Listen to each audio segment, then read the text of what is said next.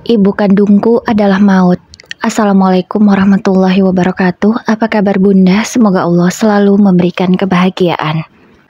Aku meraba-raba kasurku ini. Tak kutemui suamiku di sana. Segera aku buka mata dan kupastikan benar atau tidak suamiku tidak ada. Ternyata benar.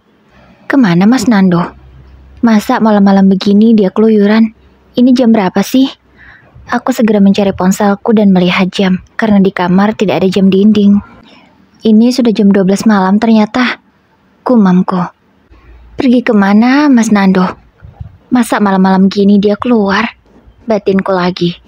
Aku berjalan keluar kamar, ku buka pintu.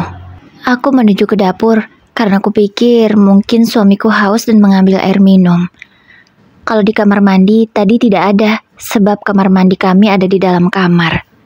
Sesampainya di dapur, segera ku nyalakan lampu. Tidak ada siapapun di sana. Tidak ada juga bekas gelas kotor habis minum. Karena aku ingat sekali, sebelum tidur tadi aku sudah mencuci semua yang kotor. Jadi kalau ada yang memakai gelas untuk minum, pasti ada di sana. Kemana ya Mas Nando? Aku bingung mencari keberadaan suamiku itu. Aku menuju pintu depan. Mungkin saja Mas Nando sedang mencari udara di luar. Atau Mas Nando ikut ronda ya? Aku bermonolog sendiri karena merasa bingung. Tak lupa aku ambil dulu jilbabku karena aku akan keluar rumah. Setelah mengambil hijab, aku segera ke depan. Di teras tidak ada siapa-siapa dan keadaan pos juga sepi sebab pos kamling memang tepat berada di depan rumah. Jadi kalau ada bapak-bapak yang ronda, pasti kelihatan dari sini. Karena pagar rumah kami bukan tipe yang rapat, namun terbuat dari besi yang berjajar dan masih berjarak. Kemana ya Mas Nando? Apa di kolam renang? Aku segera menuju kolam renang, tapi tidak ada siapapun di sana. Ya Allah, kemana sih kamu Mas? Buat khawatir aja. Coba deh aku ke kamar Sifah. Mungkin Mas Nando ada di sana. Aku segera menuju ke kamar putri kami. Anak sematawayang hasil dari pernikahan kami selama 10 tahun. Kini ia sudah berumur 8 tahun. Ku buka pintunya dengan pelan agar tak mengejutkannya. Aku takut dia bangun. Ternyata Mas Nando tidur di sini. Batinku. Aku segera berjalan pelan mendekati suamiku. Ku towel tubuhnya beberapa kali untuk membangunkannya. Aku juga memanggilnya dengan suara pelan agar tidak membangunkan Sifah. Mas, ayo bangun Mas, pindah ke kamar. Kenapa kamu tidur di sini? Ucapku pada Mas Nando. Suamiku segera membuka matanya secara perlahan, seperti orang yang baru bangun tidur. Maaf, aku ketiduran di sini. Jawabnya dengan suara parau. Lagian kenapa kamu di sini Mas? Tadi perasaan kamu tidur di sampingku. Kapan kamu masuk ke sini? Tanyaku lagi. Iya, tadi aku kebangun karena haus. Terus aku ke dapur minum. Aku pengen lihat Sifah, dia sudah tidur atau belum. Aku malah ketiduran di sini. Jawabnya lagi. Padahal tadi aku ke dapur tidak ada gelas kotor. Minum pakai apa Mas Nando? Apa mungkin dia minum air dingin yang ada di kulkas? Bisa jadi sih, tapi setauku, suamiku tak pernah mau minum air dingin. Kami pun keluar dari kamar Sifah dengan perlahan-lahan. Kuperhatikan tubuh suamiku, wajahnya terlihat berkeringat. Kamu kenapa Mas? Kok keringetan? Kan di kamar Sifah pakai AC, AC-nya juga nyala kok. Sifah aja gak keringetan tadi kulihat. Kok kamu keringetan parah gini? Tanyaku penasaran. Gak tahu nih. Perasaanku masih panas. Jadi keringetan deh. Jawab suamiku dengan nada yang sedikit gugup. Udah yuk, kita ke kamar lagi. Aku ngantuk banget. Mas Nando langsung berjalan cepat mendahuluiku. Hingga akhirnya dia sampai di kamar terlebih dahulu. Langsung merebahkan tubuhnya dan tidur. Sementara aku masih penasaran dan bingung. Apa mungkin Mas Nando sekarang sudah suka minum air dingin? Batinku. Tapi ya sudahlah, tidak usah diambil pusing. Aku menyusul suamiku tidur karena mata ini juga masih sangat mengantuk. Pagi pun menjelang. Suamiku bangun lebih dulu daripada aku, tidak seperti biasanya. "Kamu sudah mandi, Mas?" tanyaku. "Iya sayang, aku udah mandi, gerah banget soalnya." Kulihat suamiku juga langsung berpakaian. Dia memakai baju koko dan sarung, siap akan ke musola yang tidak jauh dari rumah. "Aku ke musola dulu ya, udah azan tuh," ucap suamiku. "Iya Mas, hati-hati," jawabku. Namun, aku sedikit bingung karena ini tak biasanya. Kalau tak habis melakukan hubungan denganku, suamiku itu tak pernah mandi sebelum subuh. Pasti mandinya sebelum akan berangkat kerja sekitar jam 6 atau setengah 7 pagi. Tapi ini tumben sekali. Biasanya dia nggak suka dingin. Apa karena terlalu gerah ya sehingga dia mandi? Gumamku dalam hati. Aku pun tak mau ambil pusing. Aku segera mengambil air wudhu dan menunaikan sholat subuh. Setelah selesai, aku segera ke dapur seperti biasanya untuk membuat sarapan pagi ini. Rumah sebesar ini memang hanya dihuni 4 orang saja. Aku, anakku, suamiku, dan juga ibu kandungku. Ayahku sudah meninggal setahun yang lalu, dan ibu menyuruh kami untuk tinggal di sini saja menemaninya. Sebelum tinggal di sini, kami dulu mengontrak. Iya, sudah 10 tahun kami menikah, belum punya apa-apa, karena gaji Mas Nando yang memang hanya cukup untuk memenuhi kebutuhan kami sehari-hari. Orang tuaku memang orang kaya, bahkan mereka sudah seringkali menawarkan agar suamiku bekerja di perusahaan orang tuaku saja. Tapi Mas Nando menolak dengan alasan tidak mau terus bergantung pada mereka. Aku pun setuju saja dengan suamiku. Yang penting dia masih bertanggung jawab. Aku sudah sangat senang dan bersyukur. Toh selama ini kami tidak pernah kelaparan. Kontrakan pun selalu terbayar tepat waktu.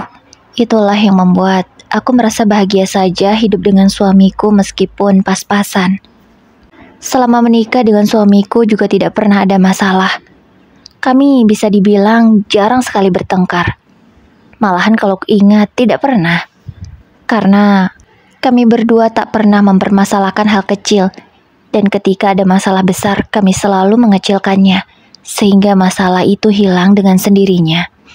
Iya, selama 10 tahun menikah dengan Mas Nando, aku tak pernah merasa kesusahan. Hidupku selalu nyaman, anakku juga sehat.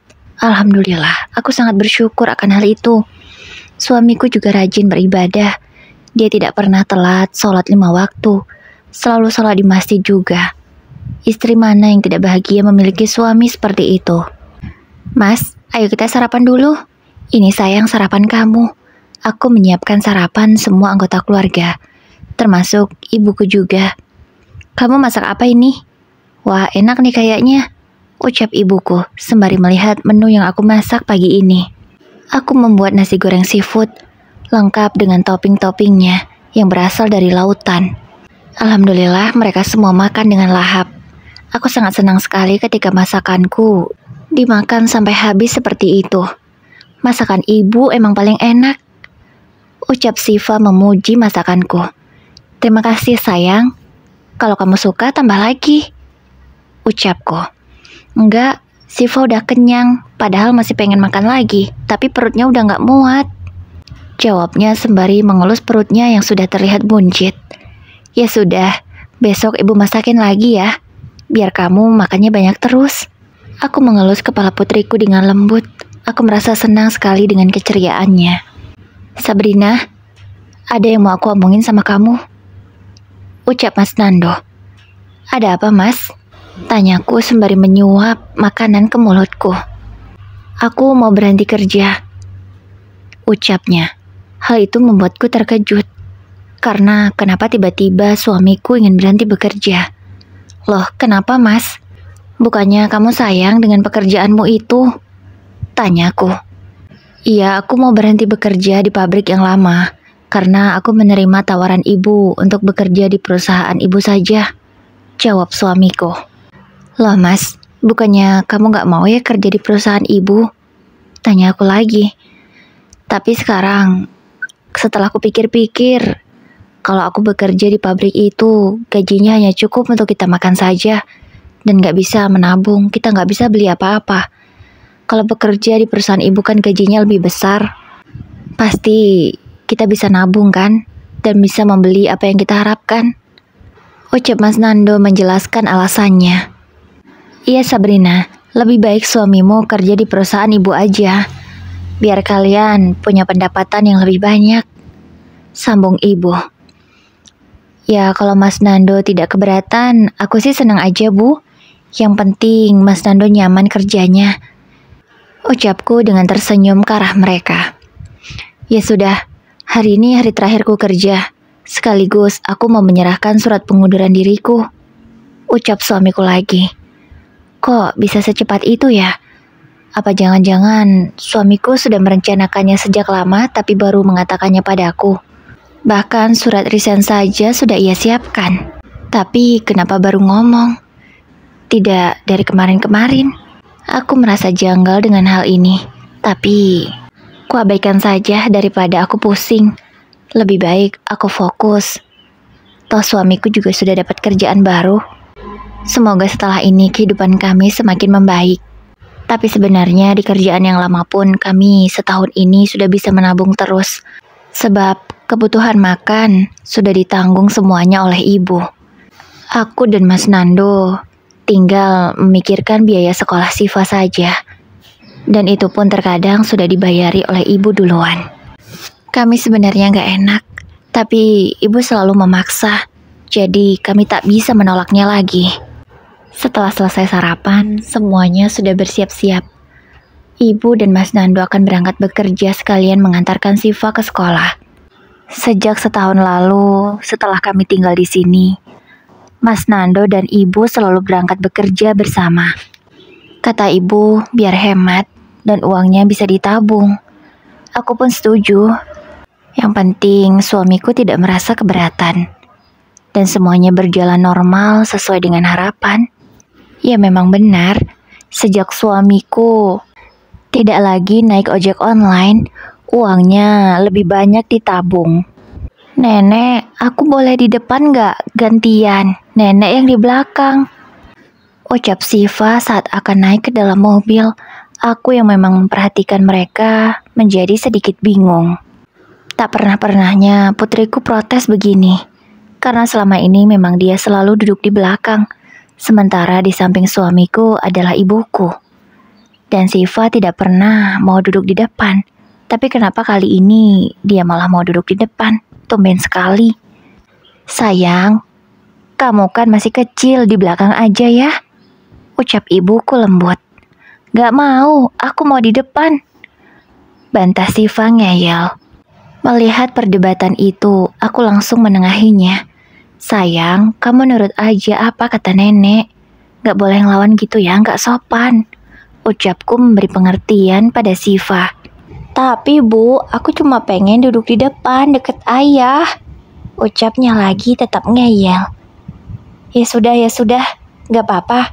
Ibu biar di belakang untuk hari ini. Ucap ibuku mengalah. Setelah masalah pagi ini selesai, mereka pun segera berangkat agar tidak terlambat. Tak lupa aku menyalimi tangan ibu dan disalimi juga oleh Siva. Sementara Mas Nando mengecup keningku dan aku menyium tangannya. Kulambaikan tanganku ke arah Siva, karena dia juga melambaikan tangan ke arahku. Kulepas kepergian mereka dengan senyuman dan doa semoga selamat sampai tujuan. Aku segera menutup gerbang, namun belum selesai ada seseorang yang memanggilku. Mbak Sabrina, Mbak Sabrina. Teriak Bu Nuri tetanggaku. Ada apa Bu Nuri? Tanyaku ramah. Maaf Mbak Sabrina kalau saya lancang. Bu Nuri tiba-tiba ingin berkata serius. Aku bisa melihat dari ekspresi wajahnya. Bahkan dia meminta maaf terlebih dahulu. Sepertinya memang ada hal yang serius. Ada apa Bu Nuri? Ngomong aja, gak apa-apa kok. Jawabku. Maaf ya Mbak Sabrina. Bukan saya mau ikut campur urusan rumah tangga Mbak Sabrina. Tapi saya kurang nyaman aja sebagai tetangga. Sebab setiap hari ibu Mbak Sabrina itu loh memakai bajunya terlalu minim sekali. Masa ke kantor roknya pendek gitu, apa nggak risih? Kan di rumah Mbak Sabrina juga ada suaminya. Dan takutnya aja terjadi hal-hal yang tidak diinginkan. Tolong ya dibilangin Mbak Sabrina ibunya. Kami juga seringkali kalau lewat depan rumah Mbak Sabrina melihat Mas Nando dan ibunya Mbak Sabrina itu ngobrol. Pakaiannya ya gitu, seksi terus. Apa Mbak Sabrina nggak risih ya? Ya saya tahu, itu ibu mertua suami Mbak Sabrina. Tapi kalau dilihat-lihat, ibu Mbak Sabrina itu sangat modis orangnya. Meskipun udah tua, tapi dia sangat terawat. Kulitnya mulus, badannya juga berisi. Ya, kalau laki-laki normal pasti kepincut lah Mbak. Ucap Bu Nuri lagi. Aku hanya mendengar saja. Sebenarnya aku merasa tersinggung, tapi apa yang dikatakan oleh Bu Nuri ada benarnya. Sebenarnya tidak pantas ibuku memakai pakaian yang terlalu seksi jika sedang ada Mas Nando di rumah. Karena tidak mau berdebat, aku iakan saja nasihat dari Bu Nuri tadi. Ya Bu, nanti saya bilangin ke ibu saya ya, jawabku dengan tersenyum. Walau sebenarnya aku malas sekali. Terima kasih ya Mbak Sabrina. Kalau gitu saya permisi. Bu Nuri pun langsung berjalan meninggalkan rumahku. Aku segera menutup gerbang dan menguncinya. Karena setelah ini aku akan membereskan seisi rumah. Aku takut jika ada yang masuk tanpa izin. Setengah hari aku baru selesai membereskan seisi rumah ini. Karena rumah ibu yang besar membuat pekerjaan membutuhkan waktu yang cukup lama. Rumah ibu memang hanya lantai 1, tapi sangat luas sekali. Belum lagi kalau harus membersihkan kolam renang juga. Bisa seharian aku bekerja. Lelah, tapi aku nikmati. Karena aku juga tidak punya pekerjaan selain mengerjakan pekerjaan rumah ini. Jadi, aku menganggap bahwa rumah ini adalah kantorku. Ketika semua anggota keluarga sudah bekerja dan sekolah, maka giliranku, yaitu membersihkan kantorku ini. Ku nikmati kegiatanku. Tak pernah aku mengeluh, karena aku anggap ini sebagai balas budi untuk ibu yang selama ini sudah sangat baik kepada kami. Sebenarnya dulu ibu memiliki 2 asisten rumah tangga. Tapi entah mengapa, sejak ayah meninggal, 2 asisten rumah tangga itu dipecat. Aku pun sampai sekarang tidak tahu alasannya. Rumah ini dulu juga di mana-mana ada CCTV. Tapi ya sama, sejak ayah meninggal, semua CCTV itu sudah dilepas oleh ibu. Dan lagi-lagi aku tidak tahu alasannya. Tapi pernah sih, aku bertanya, kenapa CCTV-nya dilepas? Ibu beralasan kalau supaya kami nyaman tinggal di sini. Padahal mau ada CCTV atau tidak, kami tetap nyaman saja. Bahkan kalau menurutku lebih aman kalau ada CCTV. Soalnya keamanan rumah ini kan jadi terjaga. Kalau ada maling atau apa, bisa ketahuan. Tapi ya sudahlah, toh ini rumah ibu yang berhak mengatur semuanya. Aku sebagai anak hanya bisa membantunya merawat rumah ini dengan cara membersihkan semuanya dan mengurusi keperluan mereka. Setelah selesai membereskan rumah, aku lanjut mencuci pakaian yang menggunung. Iya, walaupun setiap hari aku mencuci, tapi tetap selalu banyak. Karena anggota yang ada di rumah ini bisa beberapa kali berganti pakaian dalam sehari. Itulah yang membuat cucian selalu menumpuk. Alhamdulillah, akhirnya selesai juga. Sekarang aku bisa beristirahat. Aku bermonolog sendiri. Setelah menyelesaikan menjemur pakaian, aku pun segera mandi. Dan tak lama kemudian, azan zuhur berkumandang. Kulaksanakan sholat zuhur terlebih dahulu, sebelum nanti akan menjemput Siva pulang dari sekolah. Iya, biasanya memang aku yang jemput, dan Siva pulangnya setelah sholat zuhur. Karena di sekolah Siva memang biasa dilaksanakan sholat zuhur berjamaah, baru siswanya diperbolehkan pulang. Sekitar 12:30 siang, aku OTW dari rumah untuk menjemput Siva. Dan 20 menit perjalanan aku sampai. Ternyata putriku itu sudah menunggu di depan gerbang. "Ibu!" ucapnya berteriak memanggilku. Aku segera menyuruh Siva masuk ke dalam taksi. Iya, biasanya aku menggunakan taksi untuk menjemput Siva pulang dari sekolah. Karena di rumah tidak ada kendaraan lain selain mobil ibu. Sebenarnya, ibu dari dulu sudah menawarkan ingin membelikan mobil untuk kami, tapi aku menolak. karena tidak ingin merepotkan. Di sepanjang jalan menuju rumah, Siva banyak bercerita, terutama tentang kegiatannya di sekolah tadi.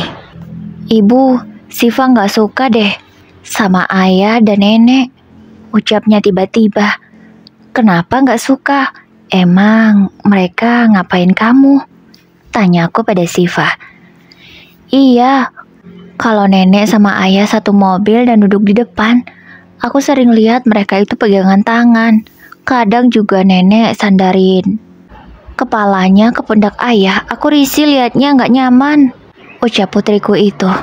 Seperti memang apa yang ia katakan sesuai dengan apa yang ia lihat. "Kayak gini loh Bu, kayak gini." Siva mempraktekkan apa yang ia katakan tadi, yaitu menyenderkan kepalanya di pundakku. Seakan-akan dia mencontohkan apa yang ia lihat antara ibuku dan suamiku. Aku sedikit kaget, tapi mungkin Siva salah lihat saja. "Gak mungkin lah sayang, nenek menyandarkan kepalanya di pundak ayah. Mungkin kamu salah lihat," ucapku. "Enggak kok Bu, aku loh sering lihatnya, bukan sekali dua kali," jelasnya lagi. Aku menjadi bingung, haruskah aku percaya dengan omongan putriku ini? Tapi kalau memang benar, apa maksud ibu melakukan itu pada Mas Nando? Apakah... nggak mungkin. Aku segera menepis pikiran buruk itu dari otakku. Aku tidak mau suuzon dengan suami dan juga ibuku sendiri. Nantilah aku tanya langsung pada Mas Nando, supaya aku tidak suuzon padanya, batinku. Sesampainya di rumah, aku menyuruh Siva mengganti pakaian dan makan siang. Aku sudah masak tadi. Ada ayam goreng, tempe goreng, dan sayur bening kesukaannya. "Wah, enak banget masakan ibu. Pasti aku banyak makannya," ucap putriku dengan senang. Aku pun ikut tersenyum menimpali ucapannya. Dia begitu lahap memakan masakanku. Tapi kata-kata Siva tadi soal ibuku dan suamiku membuat sedikit melunturkan senyum di bibir ini. Apa iya ya? Ada sesuatu di antara mereka, tapi nggak mungkinlah ibu tega seperti itu. Aku pun teringat lagi dengan ucapan Bu Nuri yang mengingatkanku agar memberi nasihat pada ibu. Kenapa semua itu jadi menghantuiku? Aku tidak boleh berpikir macam-macam. Toh selama ini mereka baik-baik saja, tidak pernah terjadi apa-apa. Jadi kamu tidak boleh berpikir negatif, Sabrina. Aku berusaha mengingatkan diriku sendiri. "Kok sudah sore begini mereka belum pulang ya?" Gumamku karena melihat jam dinding sudah menunjukkan pukul 5. Tapi mereka belum pulang. "Kemana Mas Nando dan Ibu? Biasanya jam segini juga udah di rumah," batinku khawatir. Aku memutuskan untuk menelpon Mas Nando karena aku khawatir jika terjadi apa-apa pada mereka. Namun panggilanku tidak diangkat. Sudah 5 kali aku menelpon, tidak ada satupun yang dijawab. Aku pun beralih menelpon ibu, namun hasilnya sama. Berkali-kali aku menelpon, tidak juga diangkat. Aku menjadi semakin khawatir. Kini jam sudah menunjukkan pukul 6. Mereka belum sampai juga di rumah. Hingga azan maghrib berkumandang. Aku mengajak Siva untuk sholat bersama. Setelah itu, aku menemani Siva mengerjakan PR. Hingga jam 7 malam. Ibu dan juga suamiku belum pulang juga. Kemana sih mereka sebenarnya? Membuat khawatir aja. Aku mencoba menelponnya lagi, namun hasilnya tetap sama seperti tadi. Panggilanku tidak ada satupun yang dijawab oleh ibu ataupun Mas Nando. Azan Isya pun sudah berkumandang. Aku mengajak Siva untuk sholat terlebih dahulu. Setelahnya kami memutuskan untuk makan malam tanpa menunggu kepulangan ibu dan juga Mas Nando. Karena kasihan Siva sudah lapar dari tadi ingin makan, tapi aku melarang. Karena ingin makan malam bersama. Namun sampai 7:30 mereka juga belum pulang. Aku tak tega pada Siva. Kami pun hanya makan malam berdua. Setelah itu, aku menyuruh putriku untuk melakukan rutinitas sebelum tidur, yaitu cuci kaki, cuci tangan, dan sikat gigi. Barulah setelah itu, Aku masuk ke dalam kamar Syifa dan menemaninya hingga ia tertidur. Aku biasanya membacakan cerita atau kami bercerita tentang keseharian. Tergantung moodnya Syifa mau dibacakan dongeng atau bercerita. Ibu-ibu, aku beberapa malam ini ngerasa takut, Bu. Ucapnya. Kenapa sayang? Takut ada apa? Iya, Bu. Kalau malam ketika aku gak sengaja bangun, sering banget dengar ada suara lenguhan orang gitu, Bu. Aku takut. Aku takut ada setan. Ucapnya dengan polos. Lenguhan gimana, Nak, maksudmu? Tanya aku penasaran. Syifa pun mencontohkan apa yang ia dengar. Aku sangat terkejut karena apa yang Syifa contohkan tadi seperti aktivitas orang yang sedang melakukan hubungan. Dengar dari mana dia? Perasaan selama ini aku selalu menjaga. Tapi sudah lama aku tidak melakukannya dengan Mas Nando. Sudah 2 bulan terakhir. Terus kalau beberapa malam ini dia mendengar suara itu, suara dari mana? Batinku bertanya-tanya. Emang kamu dengar dari mana, Nak? Kok tahu suara seperti itu? Tanyaku penasaran. Aku nggak tahu dari mana, Bu. Tapi kayak deket banget dari kamar aku. Aku jadi takut, Bu. Boleh nggak malam ini aku ditemani tidurnya? Aku takut dengar suara itu lagi, Bu. Pinta putriku. Iya sayang, ibu temani nanti ya. Tapi ibu harus kasih tahu ayah dulu. Ucapku menjelaskan. Syifa mengangguk paham. Apa ini? Kenapa dia mengadu lagi hal yang membuatku benar-benar bingung? Kalau beberapa malam terakhir aku memang tidak pernah melakukan hal itu dengan Mas Nando. Lalu suara dari mana? Apa dari kamar ibu? Ibu melakukan sama siapa? Nggak mungkin lah ibu seperti itu. Iya, aku tahu ibu memang janda sudah lama juga, sudah setahun. Tapi masa iya, ibu berbuat tidak baik di rumah ini? Gak mungkin lah. Aku berusaha menepis pikiran negatif. Aku tidak mau seuzon dengan siapapun. Tapi setelah kupikir kata Syifa tadi, suaranya dekat sekali dengan kamarnya. Sementara ruangan yang terdekat dari kamar Syifa adalah kamar ibu. Kalau kamarku sendiri dijarak oleh lorong menuju ke dapur. Apa iya benar? Suara dari kamar ibu. Ya Allah, apa ini?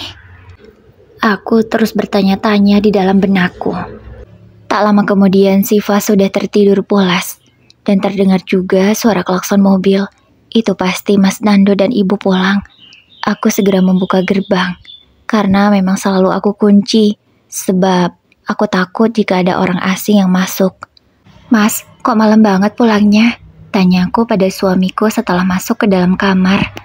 Iya, maaf, tadi selesai dari pabrik aku langsung ke perusahaan ibu. Dan ibu mengajariku banyak hal. Makanya, sampai malam begini. Kata ibu, aku memang harus cepat mengerti semuanya. Sebab tanggung jawabku cukup besar di perusahaan. Aku gak mau kecewain ibu sayang. Jadi, aku harus berusaha keras. Jawab Mas Nando. Aku berusaha memahami apa maksud suamiku.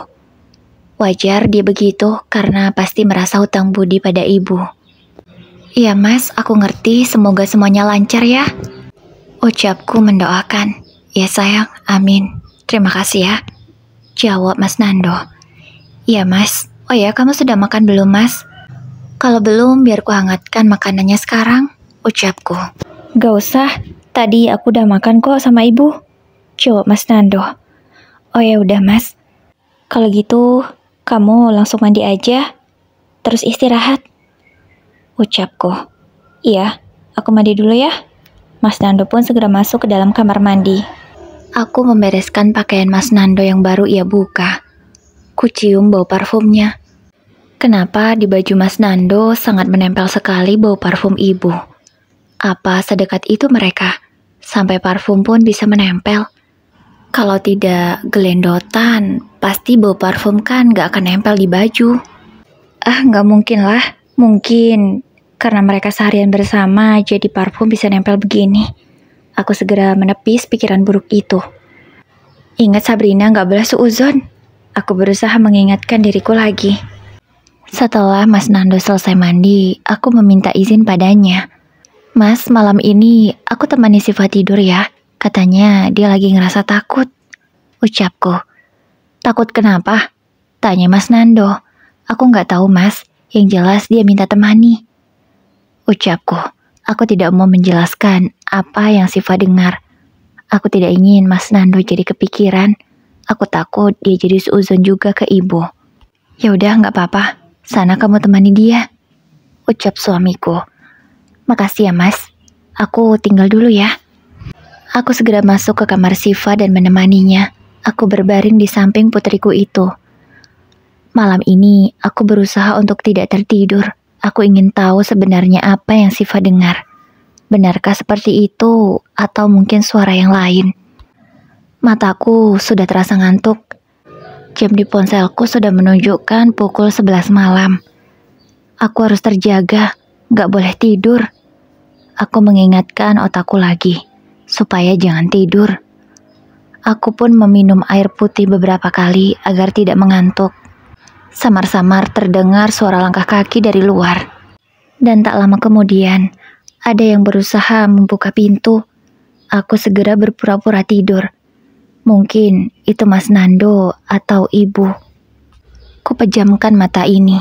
Aku berakting seolah sudah tertidur nyenyak, padahal aku masih terjaga. Orang itu mendekatiku. Dari bau parfumnya aku sangat kenal kalau itu suamiku. Kenapa Mas Nando kesini? Aku juga bisa merasakan ada angin yang mengibas-ngibas di depan wajahku. Sepertinya Mas Nando ingin memastikan aku sudah tertidur pulas atau belum. Dia pun sedikit menggoyangkan tubuhku. Aku masih berusaha untuk tenang, diam, dan berakting seolah tidur nyenyak. Setelah selesai melakukannya, Mas Nando keluar dari kamar Siva. Dan terdengar dia menutupnya kembali. Aku segera duduk. Aku bingung kenapa Mas Nando melakukan itu. Tak lama kemudian terdengar suara pintu kamar ibu dibuka. Aku yakin betul kalau itu suara pintu kamar ibu. Terdengar ada seseorang yang sedang berbicara. Karena tidak jelas, ku tempelkan telinga ini ke dinding supaya aku bisa mendengar apa yang mereka katakan. Aku penasaran sekali. Sayang, kamu ngapain sih kesini? Kan tadi udah. Kini terdengar suara ibu yang bicara. Sayang, aku kangen banget sama kamu. Aku memang gak bisa jauh-jauh dari kamu. Aku pengen lagi. Kini, Mas Nando yang berucap. Jantungku sangat deg-degan sekali. Kenapa mereka bicara seperti itu? Ada apa ini sebenarnya? Tapi nanti istrimu dengar. Ucap ibu. Enggak bu, dia udah tidur. Ibu kan tahu sendiri kalau dia tidur bagaimana. Sangat nyenyak sekali kan? Digoyangin saja dia gak sadar. Ucap Mas Nando. Astagfirullah. Aku beristighfar dalam hati.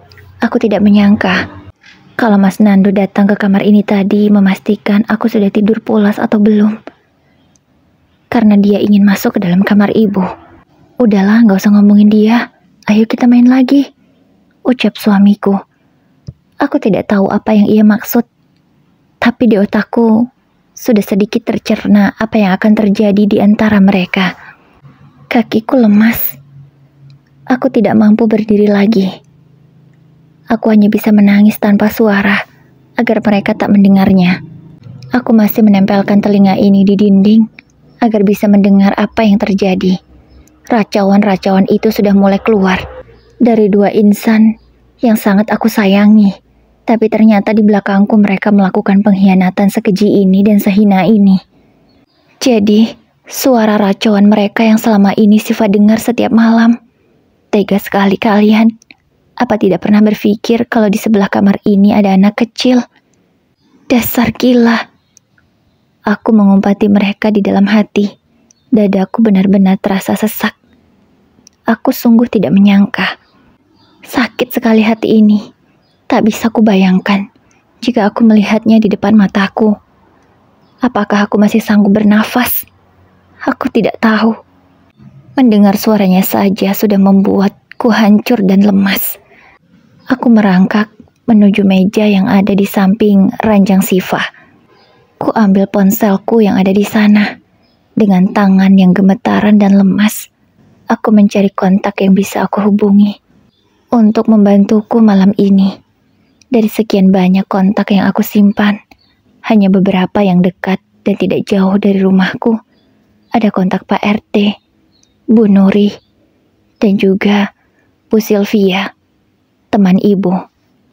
Aku memilih langsung menghubungi Pak RT, karena beliaulah yang bertanggung jawab jika ada warganya yang bermasalah. Walau sebenarnya aku tak tega jika masalah keluargaku ini harus terumbar sampai keluar. Karena kalau Pak RT yang tahu, pasti dia akan langsung mengajak banyak warga. Ya Allah, apa yang harus aku lakukan? Dengan tangan gemetaran, aku bingung harus memencet nomor Pak RT atau tidak. Tapi aku tidak punya pilihan lain. Aku tidak bisa membiarkan dosa itu terus terjadi di rumah ini. Rumah yang selama ini ayahku perjuangkan dengan susah payah untuk membangunnya. Di sana air mataku semakin mengalir deras. Aku teringat bagaimana perjuangan ayah dari nol sampai dia sukses bersama ibu. Dan tidak kusangka, ibu malah mengkhianati pernikahannya, berselingkuh dengan menantunya sendiri, walau ayahku sudah meninggal. Tapi tetap saja, ibu salah. Apalagi dia mengkhianati aku, anak kandungnya. Semakin lama aku menahan diri untuk menelpon Pak RT. Suara racauan itu semakin jelas terdengar. Mereka tidak pelan lagi. Suaranya semakin keras. Mungkin saat seperti inilah Siva mendengarnya. Hatiku semakin perih dan hancur. Tega sekali mereka. Benar-benar tidak tahu malu dan tidak tahu diri. Aku memutuskan untuk mengirim pesan singkat saja pada Pak RT. Karena aku takut jika aku bersuara maka mereka akan mendengarnya. Dan bisa saja kan, mereka langsung mengelak dan membereskan jejak-jejak mereka tadi. Aku mengetik dengan tanganku yang terus saja bergetar. Tulisanku pun sampai salah-salah. Untuk satu kata saja aku bisa mengulangnya beberapa kali. Akhirnya, setelah susah payah aku mengetik pesan itu selesai juga. Dan aku mengirimkannya pada Pak RT. Aku meminta agar Pak RT segera datang. Namun sampai lama pesanku belum juga dibaca. Mungkin Pak RT sudah tidur. Aku memutuskan untuk menelponnya. Namun setelah diangkat, panggilan itu langsung kumatikan. Akhirnya Pak RT membaca pesanku. Dia bertanya, "Ada apa, Neng?" Aku membalasnya lagi. Aku menjelaskan agar Pak RT langsung saja ke rumahku dengan beberapa warga. Aku juga langsung to the point dengan Pak RT, agar dia tahu dan bisa mengambil tindakan yang tepat. Semakin lama racauan itu semakin keras. Jadi selama ini, saking nyenyaknya aku tidur, aku tak mendengarnya. Ya Allah, benar-benar keterlaluan sekali. Aku berjalan dengan pelan keluar kamar Siva. Ku buka pintu dengan sangat hati-hati, agar mereka tak mendengarkan, dan juga Siva tidak terbangun. Aku berjalan pelan menuju pintu belakang. Aku sudah menyuruh Pak RT untuk lewat belakang saja. Ku buka pintunya dengan sangat pelan sekali, agar kedua orang itu tidak mendengarnya. Akhirnya aku berhasil membuka pintu tanpa suara. Jantungku rasanya ingin copot, sangat deg-degan sekali. Aku sangat kaget. Ternyata Pak RT sudah berada di depan pintu bersama beberapa warga. Pak RT memberi instruksi kepada warga untuk berjaga di jendela kamar ibu. Dikhawatirkan kalau ada yang kabur dari sana nanti. Pak RT dan dua warga lainnya yang ikut masuk ke dalam rumah membuka alas kakinya agar langkah kami tidak terdengar. Dengan mengendap-endap, aku memberitahu di mana kamar ibu kepada Pak RT. Aku menunjuk pintu kamar yang sedang tertutup. Pak RT pun mengerti. Lalu dengan sigap bersama dua orang warga mendobrak pintu kamar itu dengan keras. Sementara aku langsung masuk ke dalam kamar Siva. Ku gendong putriku itu yang masih tidur. Badannya yang sudah besar membuatku agak kesulitan. Tapi aku berusaha sekuat tenaga. Aku bawa Siva menjauh dari sana. Ku ajak Siva keluar rumah. Aku pun tak mendengar apa yang terjadi. Aku akan menitipkan putriku itu di rumah Bu Nuri. Aku meminta tolong padanya. Aku juga sudah menelpon Bu Nuri tadi, sehingga beliau sudah standby di gerbang. Aku titip Siva sebentar ya, Bu. Ucapku, iya Mbak, tenang saja. Aku menidurkan Siva di kamar Bu Nuri. Dia tadi sempat terbangun, namun kemudian tertidur lagi. Mungkin dia sangat mengantuk. Untunglah, Siva tidak sadar kalau sebenarnya dia sudah pindah rumah. Setelah memastikan Siva tertidur pulas lagi, aku segera kembali lagi ke rumah.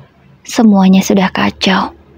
Kulihat ibu terduduk menangis sembari menutupi tubuhnya dengan selimut. Sementara Mas Nando hanya memakai celana pendek saja tanpa baju. Kenapa kalian tega sama aku? Kenapa? Aku bertanya dengan linangan air mata. Suaraku pun serak karena benar-benar terasa sesak dada ini. Maafin ibu Sabrina, maafin ibu Hilaf. Jawab ibu. Ibu pun terdengar menangis. Aku gak bisa maafin kalian. Aku mau kalian pergi dari rumah ini sekarang juga. Aku gak rela. Rumah perjuangan ayah. Kalian rusak dan kalian kotori dengan perbuatan kalian yang menjijikkan itu. Ucapku tegas. Aku tidak bisa berpikir lagi. Apa dia suamiku atau dia ibuku? Aku tidak peduli. Hatiku benar-benar kecewa dan hancur. Aku tidak ingin melihat mereka ada di rumah ini lagi. Aku sudah sangat kecewa. Pak RT, saya mau masalah ini sampai di sini saja. Yang penting mereka tidak lagi menggangguku. Tapi kalau sampai mereka menggangguku, maka aku akan melaporkan kejadian ini ke polisi. Ucapku lagi dengan tegas. Baik, Neng. Kami terserah Neng saja. Tapi saya dan para warga mau besok malam diadakan pengajian di sini, Neng. Kita sama-sama memohon ampun pada Allah Subhanahu wa Ta'ala. Baik, Pak. Saya setuju. Tapi saya mohon untuk memberitahu warga bahwa acara pengajian seperti biasa. Cukup kita-kita saja yang tahu, ucapku. Pak RT pun setuju. Oh iya Mbak, dan saya juga setuju kalau mereka tidak ada lagi di sini. Lanjut Pak RT lagi. Baik Pak, saya mengerti. Saya paham keresahan Bapak. Pak RT dan beberapa warga yang ikut tadi pun langsung pulang. Aku langsung bertanya pada ibu dan juga Mas Nando. Sejak kapan kalian begini? Tanya aku tegas. Jawab, jangan diam saja. Ucapku dengan nada tinggi. Akhirnya Mas Nando bersuara. Sudah 1 bulan terakhir. Jawabnya pelan. Bohong, tidak mungkin baru sebentar kalian ada hubungan. Jawab jujur, sudah berapa lama? Tanyaku lagi dengan tegas. 10 bulan. Jawab ibu lirih. Aku semakin syok mendengar jawaban ibu. Tidak kusangka. Sudah 10 bulan mereka ada hubungan. Itu artinya sejak 2 bulan ayah meninggal dunia. Tega kamu, Bu. Tega sekali padaku. Aku ini anakmu. Apa salahku? Hingga kamu mengkhianati aku seperti ini. Jahat. Aku lemas. Tak mampu lagi aku berdiri. Aku hanya bisa menjatuhkan tubuh ini di atas sofa. Hancur sehancur-hancurnya hatiku. Tidak kusangka orang yang selama ini sangat aku sayangi mampu mengkhianatiku setega ini. Cepat bereskan barang kalian dan keluar malam ini juga. Aku tidak mau ketika Siva sudah bangun nanti masih melihat kalian di sini. Cepat! Teriakku keras. Mereka berdua berjalan dengan lesu. Mas Nando masuk ke dalam kamar dan membereskan pakaiannya. Begitu juga ibu. Mereka akhirnya pergi dari rumah ini menggunakan mobil ibu. Aku segera menjemput Siva. Aku khawatir dia terbangun. Dan benar saja, Siva sudah duduk di ruang tamu Bu Nuri, ditemani oleh Bu Nuri. Terima kasih ya Bu Nuri, saya sudah merepotkan. Saya jemput Siva, ucapku. Aku dan Siva pulang lagi ke rumah. Dia mencari keberadaan nenek dan juga ayahnya. Nenek sama ayah kemana, Bu? Tanya putriku. Sayang, mulai sekarang ayah sama nenek nggak tinggal dulu di sini ya, karena mereka sedang ada pekerjaan di luar kota. Ucapku berbohong karena aku bingung bagaimana harus menjelaskannya pada Siva. Kok mendadak banget, nggak ngasih tahu aku dan pamitan dulu? Ucapnya lagi. Iya, tadi buru-buru makanya nenek sama ayah nggak bisa pamitan sama kamu. Oh, ya udah. Terus tadi kenapa aku disuruh tidur di rumah Bu Nuri, Bu? Tanyanya lagi. Maaf sayang, tadi ada ular di rumah. Ibu takut banget kamu kenapa-napa. Makanya ibu langsung gendong kamu dan titipin ke rumah Bu Nuri. Soalnya ularnya lari kemana-mana. Ibu panik. Jawabku lagi berbohong. Oh, terus sekarang ularnya mana, Bu? Tanya Siva lagi dengan ekspresi wajahnya yang masih ngantuk. Ularnya sudah dibuang sama PRT. Tadi PRT datang ke sini. Jawabku. Oh, ya udah, Siva masih ngantuk, mau tidur lagi. Iya sayang, ayo ibu antar ke kamarmu. Aku segera memapah putriku itu. Karena badannya lemas, mungkin dia masih mengantuk sekali. Tak lama kemudian, dia sudah tertidur lagi.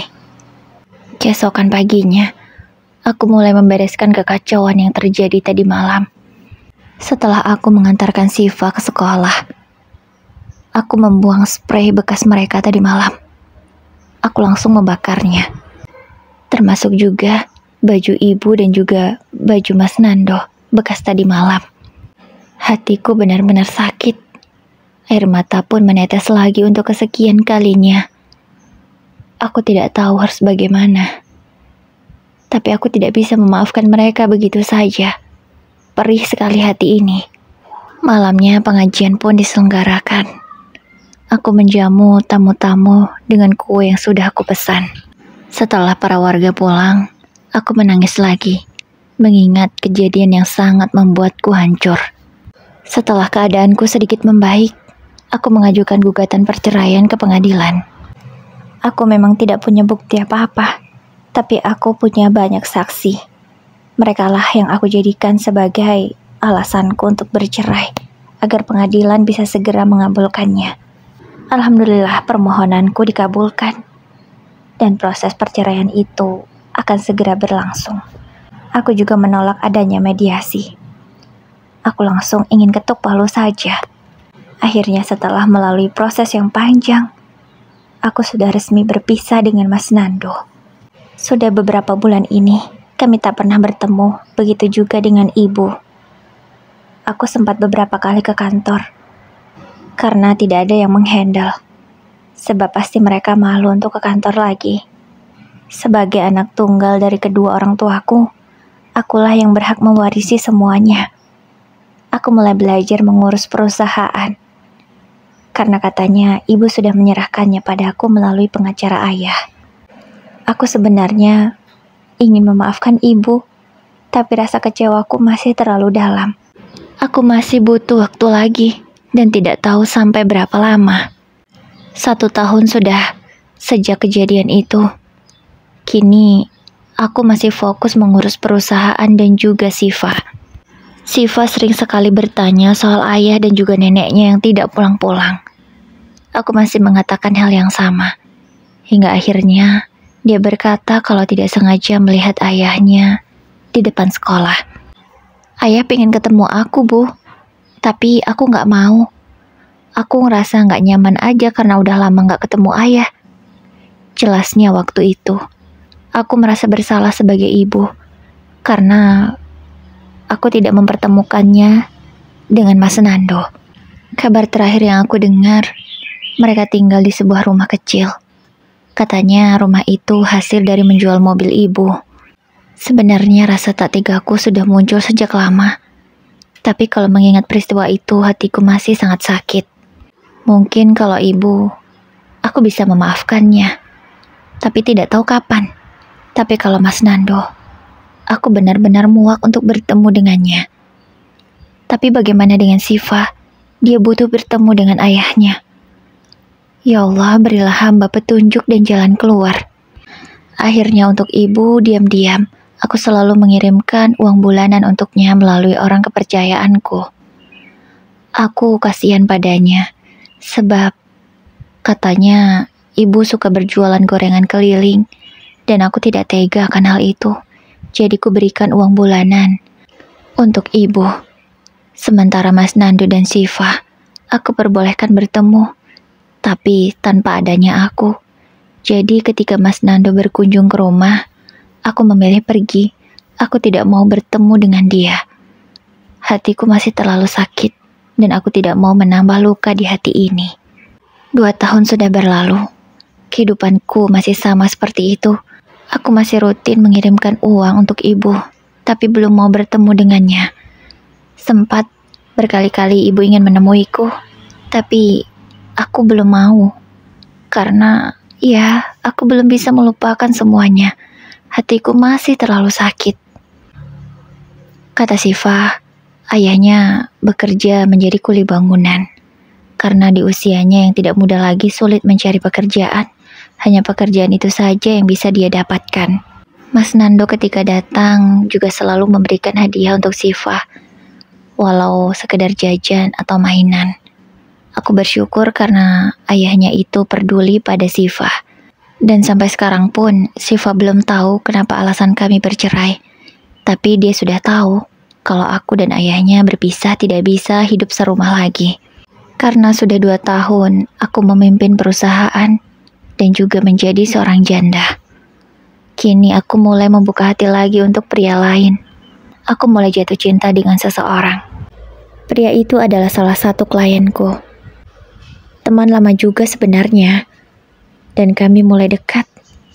Dan benih-benih cinta mulai tumbuh. Dia pun berniat melamarku, namun aku masih ragu. Tapi dia tidak patah semangat. Dia terus berusaha. Hingga akhirnya kali ini aku menerima lamarannya. Aku, untuk pertama kalinya, mau lagi bertemu dengan ibu. Aku ingin meminta doa restu karena ingin menikah dengan Mas Bima, calon suamiku. Ibu menangis. Dia berdoa yang terbaik untukku.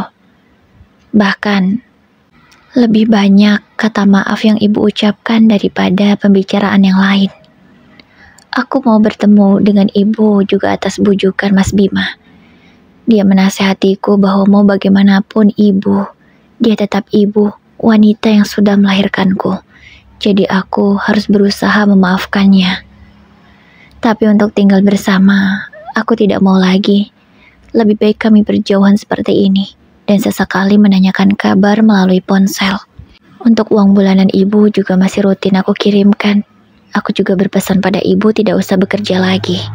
Kini penampilan ibu selayaknya ibu-ibu pada umumnya. Ibu tak lagi memakai pakaian minim. Bahkan aku sangat bangga karena ibu sudah mengenakan hijab. Ibu kemana-mana sering memakai gamis dan juga daster panjang, sehingga menutup auratnya. Setelah sekian lama kami tak pernah bercanda, akhirnya kami bisa bercanda lagi, meskipun masih canggung. Akhirnya pernikahanku dengan Mas Bima terlaksana dengan lancar, hanya ijab kabul saja, dan acara hanya dihadiri keluarga dan juga beberapa klien. Aku tidak mau buat pesta, aku malu, aku bukan gadis lagi, anakku pun sudah besar. Meskipun Mas Bima masih bujang, tapi aku tidak mau pesta, aku malu. Dan Mas Bima setuju juga akan hal itu. Aku memeluk ibu. Aku merasa bersyukur karena meskipun kami pernah memiliki masa lalu yang begitu buruk, tapi aku dan ibu kini bisa bercanda lagi bersama. Ibu juga mengenalkan padaku seseorang pria. Pria itu seumuran dengan ibu. Dia sederhana orangnya, tapi kata ibu pria itu baik. Dan ibu punya niatan untuk menikah dengan lelaki itu. Aku setuju saja dengan pilihan ibu, yang penting ibu bahagia. Dan akhirnya 1 bulan setelah aku menikah, ibu menikah dengan pria itu. Dan aku memanggilnya Bapak. Pria itu bernama Pak Bambang. Lelaki yang sudah lama juga menduda karena ditinggal mati istrinya. Dia rumahnya tak jauh dari rumah ibu. Ya bisa dibilang ibu dapat tetangga sendiri. Akhirnya kehidupan kami sama-sama bahagia. Kini ibu tinggal bersama Pak Bambang di rumah yang cukup besar. Karena Pak Bambang juga seorang pengusaha. Beliau memiliki peternakan kambing. Aku tenang karena ibu sudah ada yang menjaga sekarang. Soal ibu menceritakan masa lalunya atau tidak, aku tidak tahu. Yang penting ibu bahagia bersama suami barunya. Aku merasa lega. Kehidupanku dengan Mas Bima juga tak kalah bahagia. Bahkan kini aku sedang hamil anak Mas Bima. Usia kehamilanku sudah masuk yang kedua bulan. Siva pun tak kalah bahagianya karena ia akan memiliki adik. Dia malahan yang paling cerewet mengingatkanku, aku tak boleh kelelahan dan harus selalu meminum vitamin dan juga susu. Anakku itu begitu perhatian dan sangat dewasa. Aku bangga memiliki Siva. Sementara kabar Mas Nando, dia masih tetap sama menjadi seorang kuli bangunan. Iya, sampai sekarang pekerjaannya masih itu. Dan kulihat kepribadiannya juga semakin baik. Dia rutin mengunjungi Siva, membelikan mainan atau makanan. Mas Nando tidak pernah mengusik kehidupanku dan Mas Bima. Semuanya berjalan semestinya. Kami menjalani kehidupan masing-masing.